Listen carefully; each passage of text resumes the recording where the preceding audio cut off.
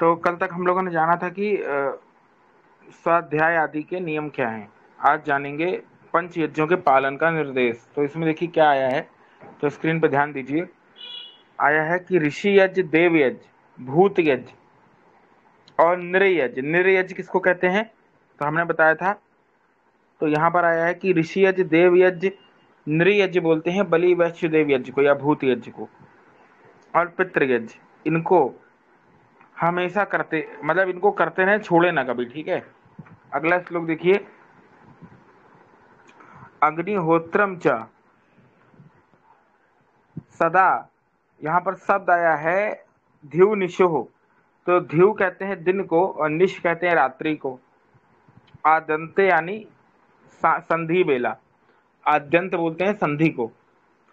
तो दिन रात्रि की जो संधि है उसमें प्रातः साय दोनों टाइम अग्निहोत्र करें। यानी जब दिन और रात्रि जुड़ती है तो उसको संधि बोलते हैं। ये समय दो बनता है, एक आगे सुबह वाला, एक शाम वाला। तो अग्निहोत्र करें। फिर क्या करें, अर्धमाशांते दर्शेन, आधे मास के अंत में दर्श यज्ञ या अमावस्या के दिन अग्निहोत्र करें। अर्धमास पे यानी अमावस्या के दिन अग्निहोत्र करें। फिर आगे क्या आया, मास के पूर्ण हो जाने पर अग्निहोत्र करें, पूर्णिमा को। यानी नियम क्या है कि जो द्विज है वो सुबह शाम दोनों टाइम तो करे ही, संधि बेला में। दिन और रात्रि के मेल को संधि कहते हैं, तो संधि बेला में अग्निहोत्र करे और अमावस्या और पूर्णिमा को भी अग्निहोत्र करे। ये विधान दिया, ठीक। आगे देखिए, अगला देखिए, अतिथि सत्कार का विधान। इस गृहस्थ के घर में कोई भी अतिथि आसन अशन, आसन भोजन बिछौना आदि से, यहाँ पर आसन अशन और शैया भी शब्द आया है। आसन यानी आसन, अशन और शैया यानी आसन भोजन शैया। फिर क्या बोला, अदभि फूल फलेन, अध भी कहते हैं जल को। फूल फलेन यानी कंदमूल फल से शक्तिता, शक्तिता का अर्थ होता है सामर्थ्य के अनुसार। क्या करे, अनर्चिता न वशेत, बिना सत्कार किए ना रहे। यानी कोई भी अतिथि घर में आए तो उसका शैया बिछौना से लेके, जल से लेके, फल फूल आदि से सत्कार करें, ठीक है। बस इतनी सी बात है। अगला है सत्कार के अयोग्य कौन है। तो आया है पाखंडिनो, विकर्म स्थान, वैडाल वृत्तिकान, शठान, हेतुकान, बक वृत्तिंश, वांग मात्रेणापि ही नार्चयेत।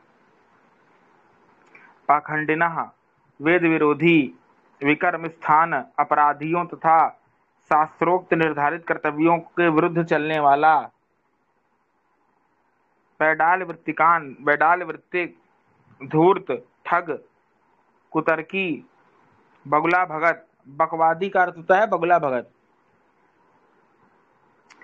छली कपटी, ऐसे लोगों का वाणी मात्र से भी सत्कार ना करें।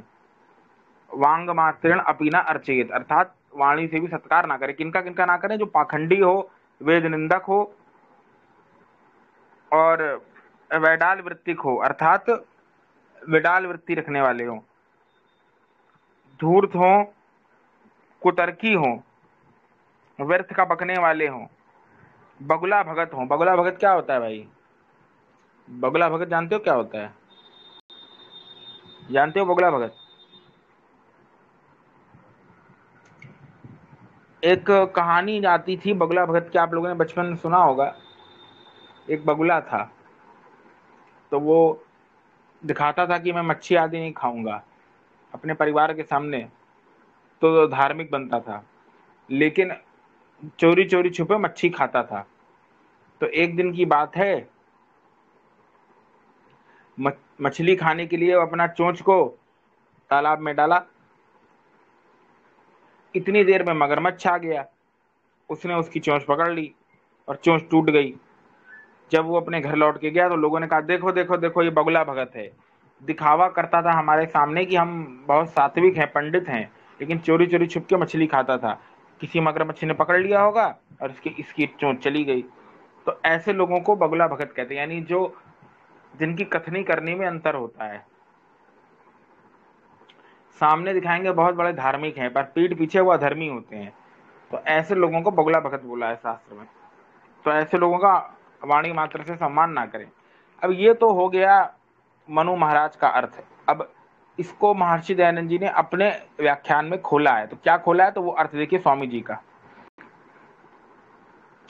पाखंडी, वेद निंदक, यानी वेद के विरुद्ध आचरण करने वाले, विकर्मस्थ, जो वेद विरुद्ध मिथ्या भाषण आदि युक्त, जैसे बिलाड़ा छिपके, और बिलाड़ यानी बिल्ला छिपके रहता है और मौका पाने पे झपटता है मच्छी पे, तो ऐसे छली कपटी,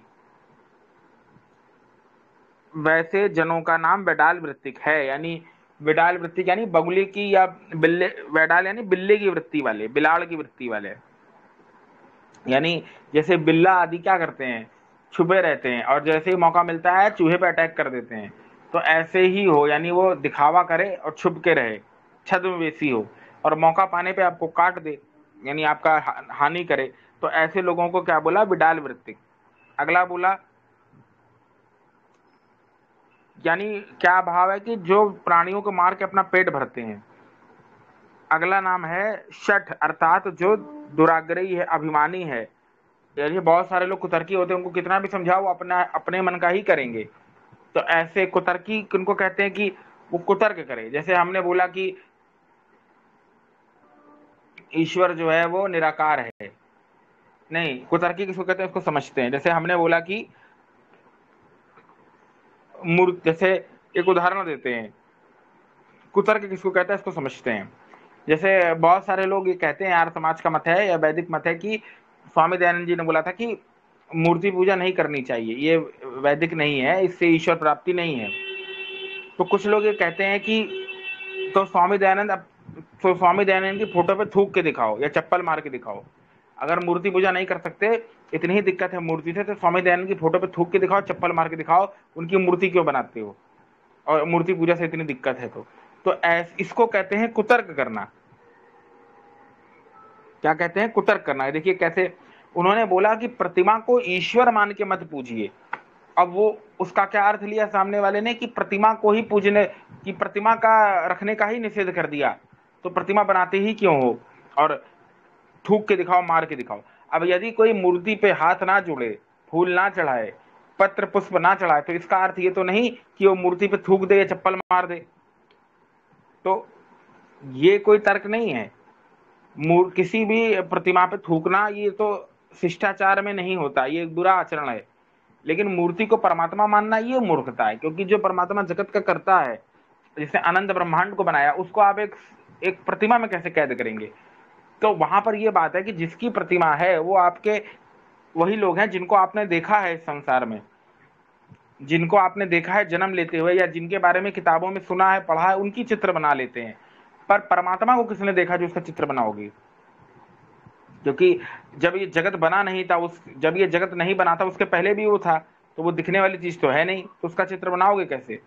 तो इसीलिए चित्र उसी का बनेगा जो जन्म लिया। परमात्मा तो अजन्मा है, तो उसका चित्र बन नहीं सकता, इसीलिए वो निराकार है। तो ईश्वर की मूर्ति बनाना नहीं संभव है। हाँ, महापुरुषों की, देवी देवताओं की मूर्ति बनानी संभव है। तो मूर्ति रखने का मना नहीं है, चित्र रखने की मनाही नहीं है, मूर्ति को ईश्वर मान के पूजने को मना किया, क्योंकि इससे फिर अंध परंपरा चल पड़ती है। लोग सत्य को ग्रहण नहीं करते, बस यही मान लेते हैं कि मूर्ति पर जल चढ़ाने मात्र से मोक्ष हो जाएगा, और फिर वो पुरुषार्थ नहीं करते, ईश्वर को पाने के लिए शास्त्र नहीं पढ़ते, और एक अंध परंपरा चल जाती है। फिर उसी मूर्ति के साथ किसी और की मूर्ति लगा दी जाएगी, उसको साईं बाबा बोल दिया जाएगा, और आप लोग उसको भी राम मान के पूजेंगे। तो मूर्ति पूजा की ये हानि है। फिर मूर्ति पूजते पूजते आप मजार पे भी चले जाएंगे, क्योंकि मूर्ति आप इसलिए पूज रहे हैं क्योंकि आपकी आस्था है कि मूर्ति को पूजने से या हाथ जोड़ने से आपकी जो मनौती है या जो मन्नत है वो पूरी होती है, ना कि इस कारण से कि उन महापुरुषों के चरित्र से शिक्षा ले रहे हैं। तो इसलिए वो मूर्ति पूजा जो है वो क्या बन जाएगी, वो एक तरीके की खाई बन जाएगी, इसीलिए मूर्ति पूजा का मना किया। तो यहाँ पर जो शब्द आया है शठ यानी दुराग्रही या कुतर्की, बकवादी, तो बकवादी किनको कहते हैं? जो व्यर्थ में बड़बड़ाते जाएं। और कुतर्की किनको कहते हैं? जो कुतर्क करें। जैसे अभी हमने आपको समझाया कि स्वामी दयानंद ने बोला कि मूर्ति पूजा नहीं करनी चाहिए, तो कुछ लोग तर्क देते हैं कि स्वामी जी के चित्र पे थूक के दिखाओ, चप्पल मार के दिखाओ, अगर मूर्ति से इतनी दिक्कत है तो ये इसको कहते हैं कुतर्क। कुतर्क है। प्रतिमा के आगे हाथ जोड़ कोई नहीं जोड़ता, तो इसका अर्थ ये नहीं कि उस पर वो थूक दे या चप्पल फेंक दे, तो ये लोग मूर्ख हैं। तो ये समझना चाहिए कि मूर्ति पूजा और मूर्ति रखना दोनों में अंतर है, तो इसको कहते हैं कुतर्क। तो ऐसा लोगों का वाणी मात्र से भी सम्मान ना करें। आगे देखिए, आगे स्वामी जी लिखते हैं हैतुक। हैतुक किसको कहते हैं? जो व्यर्थ बकवाद करने वाला। अच्छा, ये जो बकवाद शब्द है, ये बकवाद यानी इसी से आया है। अब वो कौन लोग हैं? तो देखिए, कुतर्की, व्यर्थ बकवाद करने वाले, कौन है वो लोग? आजकल के नवीन वेदांती, हम ब्रह्म है, जगत मिथ्या है, वेद आदि शास्त्र ईश्वर कल्पित है, आदि मूर्खतापूर्ण बकवास करने वाले। यानी आजकल के जो नवीन वेदांती हैं, उनको स्वामी जी ने क्या बोला? कुतर्की हैं। ऐसे लोगों का सम्मान ना करें वाणी मात्र से, ऐसा स्वामी जी कह रहे हैं। क्यों? क्योंकि जो खुद ही बोले कि मैं साक्षात ब्रह्म हूं और जगत मिथ्या है, तो उसका क्यों सम्मान करेंगे? फिर वो वेद की भी निंदा करेंगे, और यही हो ही रहा है। नवीन वेदांती कहते हैं कि प्रस्थांतर ही ऊपर है, उपनिषद वेद है, वेद को कर्मकांड बोल देते हैं, और कर्मकांड बोल के वेद को नकार देते हैं, और वेद विरोधी को वेद निंदक बोला है, तो वेद निंदक हुए कि नहीं? दूसरा, जो ये बोले कि सब कुछ ब्रह्म ही ब्रह्म है और जगत मिथ्या है, तो ऐसे लोग भी मूर्खी हैं। अब वो कितना भी लिखते रहे मिथ्या का अर्थ ये है वो है, लेकिन जब एक ही चीज है तो उससे दुनिया नहीं बन सकती ना बिना मैटर के। तो ऐसे लोगों को स्वामी जी कह रहे हैं कि जो जीव ब्रह्म एकता करें, जो अपने आप को ब्रह्म बोले, ऐसे लोगों को वैडाल वृत्ति या धूर्त या छली कपटी बोला है स्वामी जी ने। आगे बोला कि तो ऐसे लोगों से भी होशियार रहें, क्योंकि ऐसे लोग अपने मत को सिद्ध करने के लिए वेदों ऋषियों सब पे आरोप लगा सकते हैं। वो बलि प्रथा भी सिद्ध कर सकते हैं, क्योंकि कर्मकांड मान के वेद को नकार देते हैं, तो वेदों में फिर बलि प्रथा का भी समर्थन कर सकते हैं। वो जन्म से जातिवाद भी मान सकते हैं, क्योंकि वो खुद ही साक्षात ब्रह्म है, तो उनको ईश्वर की पूजा की क्या आवश्यकता। तो ऐसे लोगों को भी बचने के लिए बोला है, और इनका सम्मान ना करें, किसी वैदिक विद्वान का सम्मान करें। अगला, बक वृत्ति। जैसे बगुला मछली से के प्राण लेकर अपने पेट भरने के लिए ध्यान अवस्थित होता है, वैसे वर्तमान जटाजुट वैरागियों का वाणी मात्र से सम्मान ना करें। जैसे बगुला भगत होता है कि बाहर दिखाता है कि मैं मच्छी नहीं खाता है, पर चोरी चोरी छुप के तालाब से मच्छी खाता है, उसी प्रकार से जो वर्तमान जटाजुट बैरागी हैं वो भी उसी तरीके के हैं। यानी जैसे आज भी ले लीजिए, बहुत सारे बाबा हैं जो जटाजुट धारण करे हैं बड़े बड़े। अभी कुंभ मेला लगा था, बड़े बड़े बाबा लोग आए, सब दिखा रहे थे कि मुझको सिद्धि प्राप्त हो ही गई है। कोई कांटे पे लेट रहा है, कोई हाथ ऊपर कर रहा है, कोई चिमटे का आशीर्वाद दे रहा है। तो ये सब चमत्कारों को और क्रिया योग को ये ईश्वर प्राप्ति का मार्ग बता रहे हैं, और लोगों को मूर्ख बना रहे हैं। कुछ चमत्कार दिखा के या कुछ थोड़ा बहुत भभूत का चमत्कार दिखा के लोगों को ये दिखा रहे हैं कि मैं बहुत बड़ा सिद्ध हूँ। तो ऐसे लोगों को जटाजुट बैरागी और बैडाल वृत्तिक बोला। ये सच्चे संत नहीं है, ये समाज को मूर्ख बना रहे। तो ऐसे लोगों का भी वाणी मात्र से सम्मान ना करें। वाणी मात्र से सम्मान का अर्थ है कि ऐसे लोगों से संगति ना बढ़ाएं, अपने घर में आए तो उनको हटा दें पाखंडी बोल के। और आप खुद शास्त्र आदि पढ़ लेंगे तो कुछ पूछ लीजिए, शास्त्र का नहीं बता पाएगा तो समझ लीजिए पाखंडी है। जैसे अब इतना कुछ पढ़ाया मनुस्मृति में, उससे यही पूछ लो कि धर्म के लक्षण क्या होते हैं, नहीं बता पाएगा तो पाखंडी है, भगा दो। सबको नहीं भगाना है, जो सामान्य नागरिक है, जो कुछ नहीं जानता, उसकी बात नहीं हो रही है यहाँ। जो दिखाए कि मैं बहुत बड़ा साधु हूँ, सन्यासी हूँ, मेरी समाधि लग गई है, ऐसे लोग से वाणी, ऐसे लोगों को पहले पहचानना सीखिए कि वो कैसे हैं, कि पाखंडी तो नहीं है, पता चला जटाजूट बढ़ाए है, भगवा पहने हैं। तो ऐसे लोगों को पहचानिए, और एक बार पहचान में आ जाएं फिर इनको त्याग दीजिए, घर से निकाल दीजिए, और इनको निंदा भी करिए, इनकी निंदा करिए, ताकि समाज के लोग अवेयर हो सकें। इनको बेइज्जत करिए कि ये पाखंडी है, इसको कुछ आता जाता नहीं है, मूर्ख बना रहा है लोगों को। ताकि समाज के लोग होशियार हो सकें, क्योंकि अगर आप इसका खंडन नहीं करेंगे तो फिर समाज में अविद्या फैलेगी। तो याद रखिएगा ये श्लोक बहुत महत्वपूर्ण है कि कौन कौन से वैडाल वृत्तिक जो बगुला के समान आचरण करें, ठीक है, व्यर्थ बकवाद करने वाले नवीन वेदांती टाइप जो लंबा लंबा फेंके कि मैं ब्रह्म हूँ, साक्षात ब्रह्म हूँ, इस तरह करके, और जटाजुट बैरागी यानी जो बड़ी बड़ी जटाएं धारण करें, वल्कल वस्त्र धारण करें, दिखावा करें बहुत बड़ा सन्यासी हूँ। तो कुल मिला के भाव यह है कि उसी का सम्मान करें जो वेद आदि का विद्वान हो, जो कुछ पढ़ा हो, को कुछ ज्ञानी हो, कुछ को देख के लगे कि हाँ ये इनको कुछ नॉलेज है। तो ऐसे लोगों का सम्मान करें जो धार्मिक लोग हैं, फालतू लोगों का सम्मान ना करें। लेकिन अब विडंबना ये है कि ये बोलने में तो बड़ा आसान है, पर इसको जमीन पे यानी धरातल पर अपनाना बड़ा मुश्किल है। क्यों? क्योंकि आजकल तो सामान्य हिंदुओं को भी शास्त्र के बारे में कुछ पता नहीं है, तो कोई भी आ जाएगा और थोड़ी बहुत चमत्कार की बातें बता देगा। अब अभी कुछ उदाहरण के लिए, कुछ दिन पहले एक समाचार आया कि अहमदाबाद में जो विमान दुर्घटना हुई, पंचांग में पहले से उसके बारे में दिया था कि बड़ी जून में इस तारीख 11 तारीख तक विमान दुर्घटना होने की संभावना है। तो उसको देख के फलित ज्योतिषाचार्य ये उड़ रहे हैं कि देखो हमने पहले ही बता दिया था कि दुर्घटना होगी। समझिएगा इसको। अब सवाल ये उठता है कि आपकी भविष्यवाणी खाली प्लेन दुर्घटना तक सीमित थी। यदि आपको पता था कि दुर्घटना होगी तो पहले ही बता देना चाहिए था, तो लोग होशियार हो जाते, पहली बात। दूसरी बात कि खाली भविष्यवाणी खाली प्लेन दुर्घटना तक ही सीमित है। इससे पहले भारत पाकिस्तान में युद्ध हो रहा था, तो वहां पहले भविष्यवाणी कर देनी थी पंचांग में कि युद्ध होने वाला है। समझ रहे हैं? ऐसी और भी अनेक घटनाएं थी। तो ये चीजें कुछ तुक्काबाजी होती हैं, कुछ ये कॉमन चीजें होती हैं कि तुम्हारा धन का लाभ नहीं होगा, ये फलाना हादसा हो सकता है, तो ये कुछ चीजें दो तीन डाल दी जाती हैं। अब उसमें से एक चीज तो घटेगी घटेगी, तो वो कह देंगे देखो चमत्कार हो गया। तो ऐसे लोगों को पहचानिए और इनको क्या करिए, एलिमिनेट करिए, यानी इनको हटाइए, ऐसा महर्षि जी कह रहे हैं। और ऐसे लोग जो बगुले के समान हो, यानी दिखा बाहर से कुछ हो अंदर से कुछ हो, ऐसे लोगों को भी वैडाल वृत्तिक यानी वेद विरोधियों का सम्मान नहीं करना है, वाणी मात्र से भी।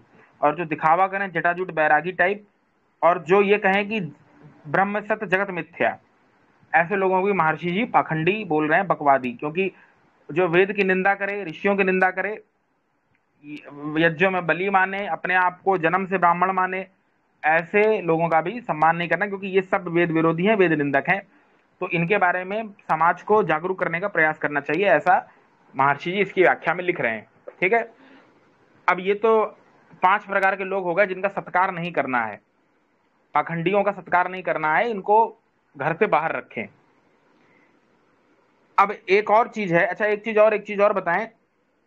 कुछ जो 30-32 साल के युवक होते हैं या नए लड़के होते हैं, वो भीख मांगते हैं आके कि हमको भीख दे दीजिए, ठीक है। और वो युवा होते हैं, उनके अंग प्रत्यंग ठीक होते हैं।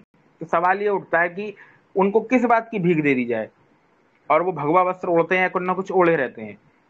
जैसे कुछ लोग एक इतना बड़ा डब्बा लेते हैं, बाल्टी लेते हैं, उसमें आधी बाल्टी में तेल भर देते हैं और उसमें शनि महाराज की फोटो डाल देते हैं।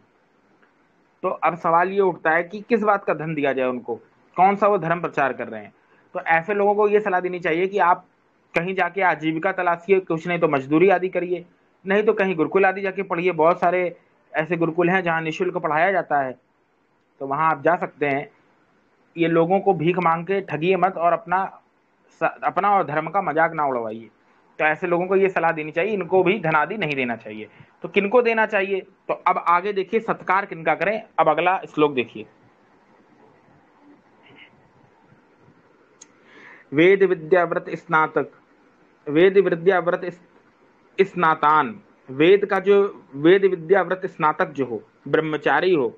फिर क्या बोला, श्रोत्रियान गृह मेधिनः, वेद पाठी, वेद का स्वाध्याय करने वाला क्या हो, गृह मेधिना, गृहस्थ हो। हव्य कव्येन, हव्य कव्य कहते हैं भोग्य पदार्थ, यानी जितने भी आपके अनाज वस्त्र आदि उसमें आ जाते हैं। पूजिएत, पूजिएत का अर्थ क्या किया, सत्कार करें।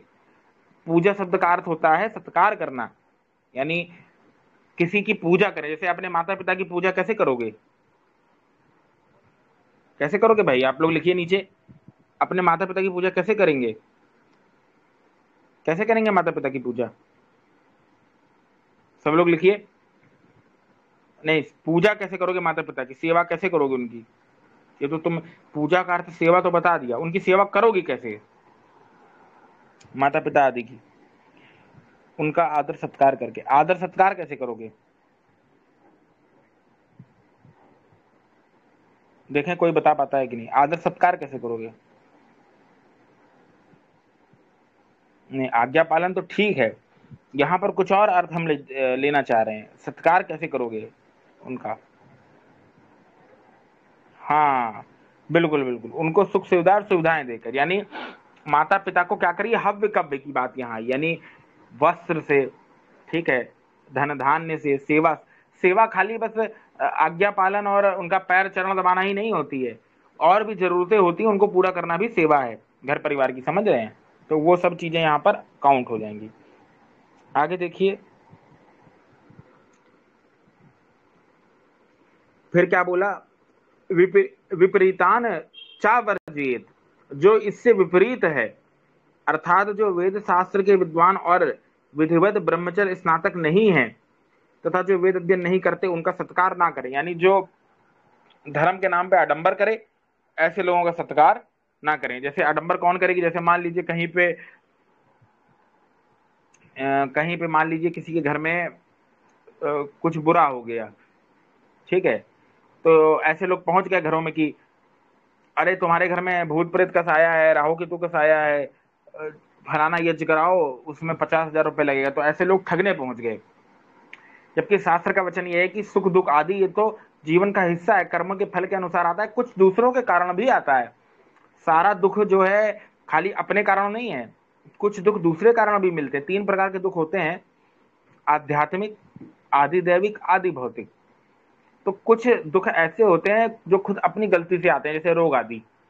कुछ दुख ऐसे होते हैं जो प्राकृतिक आपदाओं से प्राप्त होते हैं, और कुछ दुख ऐसे होते हैं जो आपको अन्य जीव जंतुओं से प्राप्त होते हैं। जैसे मान लीजिए सर्प काट लिया, या कोई जानवर आके आपको टक्कर मार दिया, और कोई आदमी आके आपको एक्सीडेंट हो गया, कहीं प्राकृतिक आपदा आ गई, तो ये सब दुख भी अप्रत्याशित दुख हैं। इसमें हर चीज परमात्मा नहीं करता है, जो लोग ये भ्रांति फैलाते समाज में ईश्वर कर रहा है सब, ना ना। देखिए, ईश्वर ने सबको कर्म करने के लिए स्वतंत्र छोड़ा। इसको ऐसे समझ सकते हैं कि भारत जो भारतीय सरकार है उसने नियम बनाया है कि अगर आप रेड लाइट को क्रॉस करोगे, ठीक है, तो आपको जुर्माना भरना पड़ेगा, फाइन भरना पड़ेगा, और अगर ग्रीन लाइट को क्रॉस करोगे तो नहीं भरना पड़ेगा। तो दोनों को नियम बना के छोड़ दिया। अब तुम्हारे ऊपर है कि तुम सिग्नल पे रुको कि ना रुको, ठीक है। तो यहां पर अगर वो सिग्नल तोड़ रहा है या पीछे से कुछ कांड हो जा रहा है तो इसमें ईश्वर का दोष नहीं है। इन चीजों को थोड़ा गहराई से समझना चाहिए। तो यहां पर क्या बात है, इसको समझिए कि ये कुछ बात थी तो हमने बता दिया। तो ऐसे जो लोग हैं जो ग्रह दशा के नाम पे, भूत प्रेत के नाम पे मूर्ख बनाते हैं, ऐसे लोगों से सावधान रहिए। और कोई भी घर में बुरा तो होगा ही होगा। आप जहां भी रहते हैं वहां कोई ना कोई कभी ना कभी मरा ही होगा। आप जिस भी घर में रहते हैं उसका अगर इतिहास उठाएंगे 20-50 साल का, उस जमीन का जहां पर आप अपना मकान बनाए हैं, तो ऐसा तो हो ही नहीं सकता कि वहां किसी की मृत्यु ना हुई हो। इस तर्क से चलेंगे तो इस संसार में कहीं रह ही नहीं पाएंगे। अगर किसी की मृत्यु आदि हो जाने से वो घर अपशगुनी हो जाता है या ऐसा हो जाता है भूत प्रेत का साया, तो इस तर्क से चलोगे तो आदमी जीवन में कहीं रह ही नहीं पाएगा। क्योंकि भारत इतने साल गुलाम था, कितने सारे जो भवन आदि हैं वो उन जमीनों पे बने हैं जहां पे पहले जेलें हुआ करती थी। अब उन जेलों में कितने सारे क्रांतिकारी मरे होंगे। तो क्या अब आप लोग होशियार हैं, समझ गए हम क्या कहना चाह रहे हैं। तो ये तर्क नहीं है कि वहां पर भूत प्रेत है। हाँ, कभी कभी कुछ चीजें होती हैं तो उसके लिए आप कुछ नहीं, आप विशेष यज्ञ घर में कर लीजिए। नॉर्मल दैनिक अग्निहोत्र होता है, उतना पर्याप्त है। वहाँ 50,000 1 लाख लेके जो ठगते हैं वो मूर्ख बनाते हैं। ये सब चीजें नहीं करना चाहिए। घर की शुद्धि करने का बताया है शास्त्र में विधान, तो आप यज्ञ आदि करके घर की शुद्धि कर सकते हैं, इतना पर्याप्त है। बाकी ऐसा कोई विशेष यज्ञ नहीं है कि वो 1 लाख लग जाएगा, 2 लाख लग जाएगा, मात्र 1000 रुपये 1500 में यज्ञ हो जाता है। ठीक है, तो इतना कोई वहां पर वो नहीं है, ये मूर्ख बनाने का एक जरिया है। ठीक है, आगे देखिए। और दूसरी बात यह है कि जो आत्मा है वो ईश्वर की व्यवस्था के अनुसार जन्म ले लेता है। तो अगर आत्मा स्वतः हर जगह भटकने लगा खुद ही, तो ईश्वर का क्या रोल है फिर इस दुनिया में?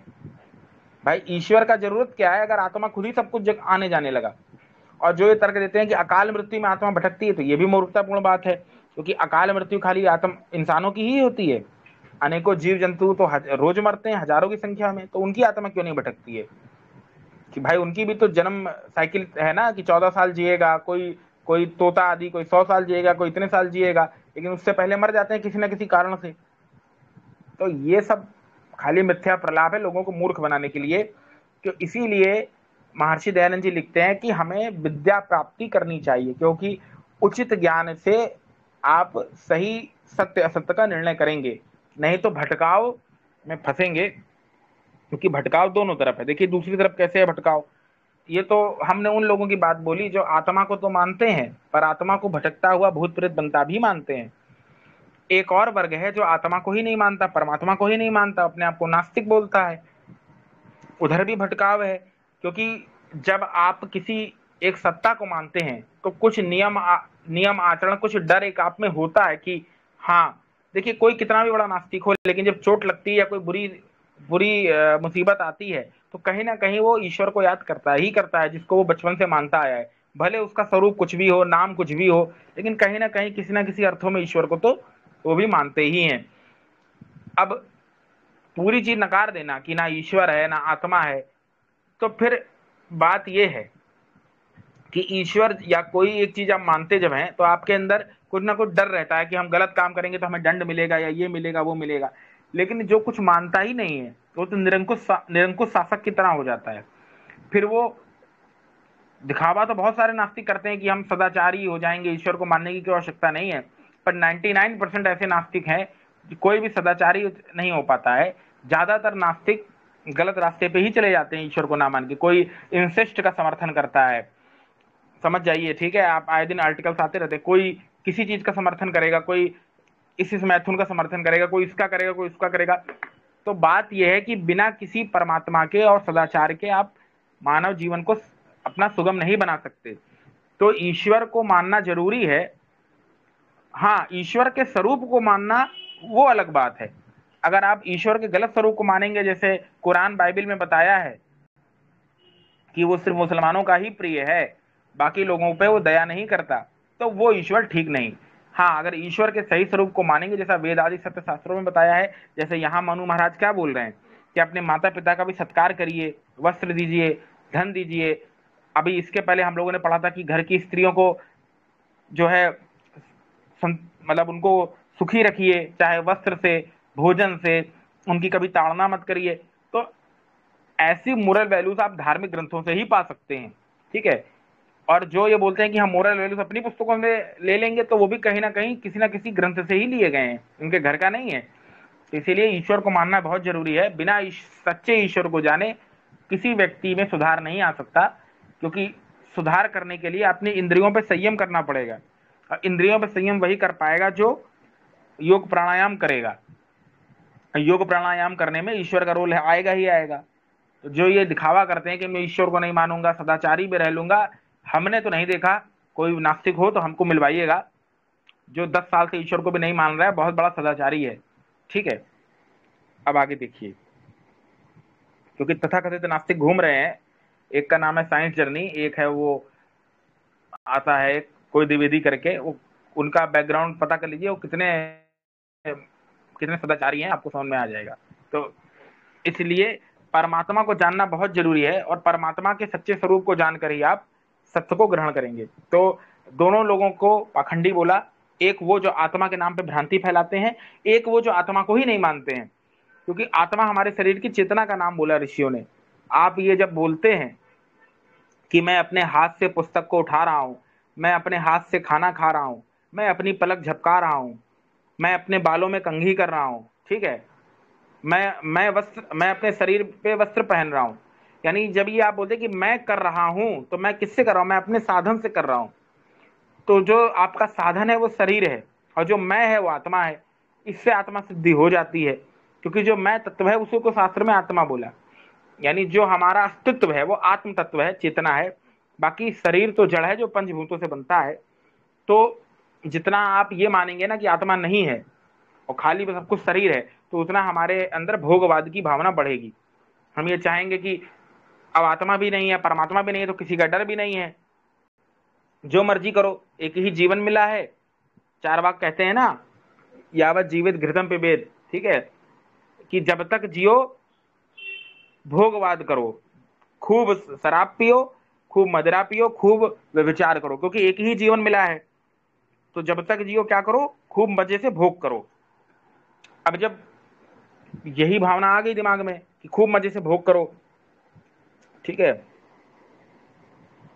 तो जब ये भावना जब आ गई ना कि एक ही जीवन मिला, ध्यान से समझिएगा, जो लोग रीबर्थ नहीं मानते, जो ये मान लिए कि एक ही जीवन मिला है, कोई ना पाप है ना पुण्य है ना ईश्वर है, तो फिर वो उनके मन में ये बात आ गई कि अब तो एक ही जीवन है, जितना मर्जी भोग करो। तो वो किसी का डर उनके अंदर नहीं है, ना परमात्मा का है ना माता पिता का रह जाएगा, क्योंकि कितने नास्तिक माता पिता क्या क्या कार्य है वो समझ में आता है। फिर वो ऐसी सोसाइटी में जाएंगे जहां पर हर चीज को, बेशर्मी को बढ़ावा दिया जाएगा, खुलेआम भोग करेंगे, वे विचार करेंगे, कुकर्म करेंगे, क्योंकि एक ही जीवन मिला है। समझ रहे ना? हमारे यहाँ क्या है कि जीवन जीवन मृत्यु तो होती नहीं है किसी की। आत्मा जब शरीर के साथ मिलती है तो उसी को जन्म बोलते हैं, जब शरीर को छोड़ देती है तो उसी को मृत्यु बोलते हैं। तो इसीलिए कहा है कि जब तक जीजिए, ठीक है, जब तक जीवन जिए तब तक शुभ कर्म करिए। यानी जब तक, एक शास्त्र का वचन भी है, कुर्मण्येवेव कर्माणि जीवे विशिष्टम समा, तो कर्म करते हुए 100 वर्ष तक जीने की इच्छा करें और सदकर्म करने का प्रयास करें, क्योंकि सदकर्म ही आपके साथ में जाएगा। किसी भी व्यक्ति से पूछ लीजिए कि आप व्यभिचार हैं, चोर चक्के हैं या गलत काम करते हैं, तो क्या आपने माता पिता को खोल के आके बता पाओगे कि पिताजी आज मैंने 1000 चुराया, पिताजी आज मैंने 10 बंडल सिगरेट का फूका, पिताजी मैंने आज ये किया, या पिताजी आज मैं वैश्यालय गया, ये बता पाओगे माता पिता को? कोई बता पाएगा? नहीं बता पाएगा। तो इससे क्या सिद्ध होता है कि ये काम गलत है। जो काम अपने माता पिता को नहीं बता पा रहे हो, शर्म लग रही है, तो क्या वो काम ठीक हो जाएगा? इसीलिए हमारे शास्त्र का वचन है, सदाचार परमो धर्मा। मनु महाराज ने यही बोला कि सदाचार परम धर्म है, और यही सनातन धर्म सिखाता है। और 10 लक्षण धर्म के हमने शुरू में बता दिए थे। तो इसीलिए ईश्वर वेद धर्म को मानना बहुत जरूरी है। हाँ, जो धर्म के नाम पे पाखंड करते हैं उनका खंडन हम लोगों ने सदा किया और करते रहेंगे। लेकिन धर्म को नकार देना, ईश्वर को नकार देना, ये वैसे ही है जैसे अपने बाप को नकार देना। क्योंकि बाप तो खाली इसी जन्म में साथ देगा, वो परमात्मा तो पिताओं का भी पिता है, जो जन्म जन्मांतर से साथ दे रहा है। तुम मानो चाहे ना मानो। कितनी मूर्खतापूर्ण बात है कि जिस मोटरसाइकिल को आप रोज चला रहे हैं उसका इंजन भी अपने आप नहीं बनता है, और जिस इतना जो कॉम्प्लेक्स यूनिवर्स है वो अपने आप बन गया, और फिर उसको सिद्ध करने के लिए नई नई थ्योरीज दो। तो क्या ये मूर्खतापूर्ण नहीं है तर्क? छोटा बच्चा भी बोलेगा कि भैया एक खिलौना भी अपने आप नहीं बनता, तुम बोल रहे हो अनंत ब्रह्मांड अपने आप बन गया। तो इसीलिए ईश्वर को मानना और उसके सही स्वरूप को जानना जरूरी है, ना कि नास्तिक बनना। अब आगे देखिए, कुछ बात थी तो हमने बता दिया। तो यहाँ पर जो हव्य कव्य शब्द है उसका अर्थ है माता पिता का सत्कार करना, ना कि मृतक श्राद्ध से है। इसका खंडन हमने तीसरे चैप्टर में किया था, तो यहाँ लेने की आवश्यकता नहीं है। यानी जो हव्य कव्य है वो माता पिता के सत्कार में आता है, ना कि मरे हुओं के सत्कार में। हमने तीसरे अध्याय में बताया था कि जो पितर है वो माता, जीवित पितरों को कहते हैं, माता पिता को। आपका जो मर के अब चला गया वो उसको आप खाना नहीं खिला सकते। तो क्योंकि जो हमारे यहाँ पुनर्जन्म का कॉन्सेप्ट है, ठीक है, हमारे यहाँ क्या ये शाश्वत नियम है कि पुनर्जन्म होगा ही होगा हर आदमी का। भाई किस आधार पे कोई गरीब के घर में पैदा हो रहा है, किस आधार पे कोई अमीर के घर में पैदा हो रहा है, ये कर्मों का ही फल है जो जन्म जन्मांतर से चलता आ रहा है। तो अब जब आत्मा का मरण हुआ तो दूसरा जन्म ले ली, तो फिर पितरों को हर साल बुला के खाना खिलाना, ये गरुड़ पुराण की कथा है। इसका वैदिक सिद्धांतों में कोई जगह नहीं है, ये पाखंड है। ये मृतक श्राद्ध एक अभिश्राप है, ये सब पाखंड चल गया समाज के साथ। क्योंकि पितर कहते हैं जीवितों को, और उनको भुला के भोजन आदि कराना ही पितृयज्ञ है। ये हमने तीसरे चैप्टर में पढ़ा दिया था, तो यहाँ पर अधिक ज्ञान लेने की जरूरत नहीं है। फिर भी एक वाक्य हम आप लोगों को पढ़ के बता देते हैं, उसको देखिएगा। कवयः क्रांत प्रज्ञास्य विद्वांसः तेभ्यो हितानि कर्माणि काव्यानि हितार्थं प्रदत्तं द्रव्यं हुदनादनयोः अदाने चेत एके हव्यम अत हव्यम द्रव्यम दातव्यम दान आदिकम वा धार्मिका विद्वानों, यानी जो धार्मिक विद्वानों को भोज्य पदार्थ आदि दिया जाता है, जो अग्नि में आहुतियां दी जाती हैं, उसको हव्य कव्य बोलते हैं। क्योंकि हमारे यहाँ पर गीता में श्री कृष्ण जी कहते हैं कि जो यज्ञ करके भोजन मतलब बिना यज्ञ करे भोजन करता है वो पाप का खाता है। ऐसा क्यों कहते हैं? क्योंकि यज्ञ करने से अनेक लाभ होते हैं, चाहे वो आध्यात्मिक हो चाहे भौतिक हो। तो यज्ञ आप करते हैं तो उसमें कुछ जड़ी बूटी और पदार्थ डालते हैं, तो इससे आपका ही नहीं आसपास के जो वातावरण है उसका लाभ होता है, वायु शुद्ध होती है। तो एक तरीके से पुण्य की भावना हमारे अंदर आ जाती है, और जब पुण्य की भावना से और वैदिक मंत्रों के उच्चारण से हमारी बुद्धि शुद्ध होती है, तो उस शुद्ध बुद्धि और शुद्ध मन से ग्रहण किया हुआ अन्न उस शरीर को लगता है और संतुष्टि प्रदान करता है। यानी ये भावना है कि अनाज भी तभी ग्रहण करना है जब किसी का परोपकार कर लीजिए, किसी को दान दे दीजिए।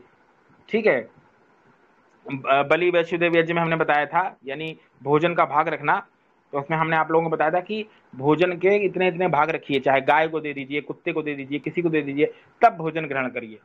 तो इससे हमारे अंदर दया, ममता, वात्सल्य, करुणा, अनेक भावनाएं आएंगी। और यही सनातन धर्म है कि ऐसा आचरण मत करिए जिससे सामने वाले को बुरा लगे, यानी जो अपनी आत्मा के को अनुकूल लगे वैसा आचरण दूसरे के साथ करिए। आत्मानां प्रतिकूलानि समाचरेत्, महाभारत का वचन है कि अपनी आत्मा के अनुकूल जो वचन है, जो अच्छा लगे वही सामने वाले से करिए। ठीक, अब इसका अर्थ ये मत लेना कि आतंकवादी खड़ा है सामने तो उसको मारो मत, क्योंकि आत्मा के अनुकूल आचरण करना है। इसका अर्थ यह है कि जैसे आपकी आत्मा को लगता है कि किसी की हत्या नहीं करनी चाहिए, तो अब जो व्यक्ति हत्या कर रहा है जिसके कारण हजारों निर्दोष मारे जाएंगे, और अगर आप उसकी रक्षा कर सकते हैं उसको मार के, तो वहां पर उसकी गर्दन धड़ से अलग कर देना चाहिए। इसीलिए वेद कहता है कृष्णवंतो विश्व आर्यम अपघनंतो अरावणम, सदकर्मों को बढ़ाइए, आर्यत्व को बढ़ाइए, लेकिन साथ में विधर्मियों का नाश करते चलिए। जब तक आप खरपतवार को नहीं उखाड़ेंगे फसल ठीक से नहीं बढ़ पाएगी। तो अपना आचरण तो सुधारिए ही सुधारिए और अपने सोसाइटी को श्रेष्ठ बनाइए, लेकिन साथ में जो विधर्मी है उनका नाश करते चाहिए, चाहे वो शास्त्र से चाहे वो शस्त्र से, दोनों तरीके से अपने को बढ़ाइए। अगर समझाने से सामने वाला समझ जाता है तो ठीक है, लेकिन अगर उसके कारण हमारी मान्यता को हानि पहुंच रही है, हमने उसको तर्क, एक उदाहरण देके समझाते हैं, इसको समझिएगा गहराई से। ऐसे समझिए, देखिए, जैसे इसको गहराई समझिए। जैसे मान लीजिए एक व्यक्ति है, मुसलमान है या कम्युनिस्ट है, उसको हमने बहुत तर्क वितर्क से समझाया कि मांसाहार बुरी चीज है, गौ हत्या नहीं करनी चाहिए, गौ के अनेकों लाभ हैं। पहले हमने खूब उसको तर्क वितर्क से अच्छे से समझाया, शास्त्रार्थ किया, खूब कन्विंस करने का प्रयास किया, लेकिन वो व्यक्ति नहीं माना। फिर हमने उसको नगर से निष्कासित कर दिया, लात मार के भगा दिया, मनु महाराज के अनुसार कि भगा दो नगर से। लेकिन वो बदतमीज चोरी छुपे रात में अटैक करता है, हमारी गाय चुरा ले जाता है, लिंचिंग करता है, जैसे तथाकथित जिहादी लोग करते हैं। तो अब ऐसे समय में क्या करोगे? ऐसे समय में अब घन तो अरावणम करना पड़ेगा, जान से मारना पड़ेगा। तो ये राजा को बताना था, राजा मार देता है, राजा उसको दंड देता। तो राजा को बोला है, ये ने अपने हाथ में हथियार नहीं उठाना है। लेकिन अब कभी ऐसी सिचुएशन आ जाए कि ना राजा साथ दे रहा है तुम्हारा, ना कानून साथ दे रहा है, और अपनी रक्षा भी करनी है, तो भाई हथियार तो तब उठाना ही पड़ेगा। तो ऐसी सिचुएशन में दोनों तरीके से सशक्त रहना चाहिए। तो ये हमने थोड़ा जाना। अब एक श्लोक और लेते हैं, फिर आगे कल पढ़ेंगे। देखिए, गृह मेधिना अनुपरोधतः, जिस परिवार के भरण पोषण में बाधा ना पड़े, इस प्रकार यथाशक्ति क्या करें?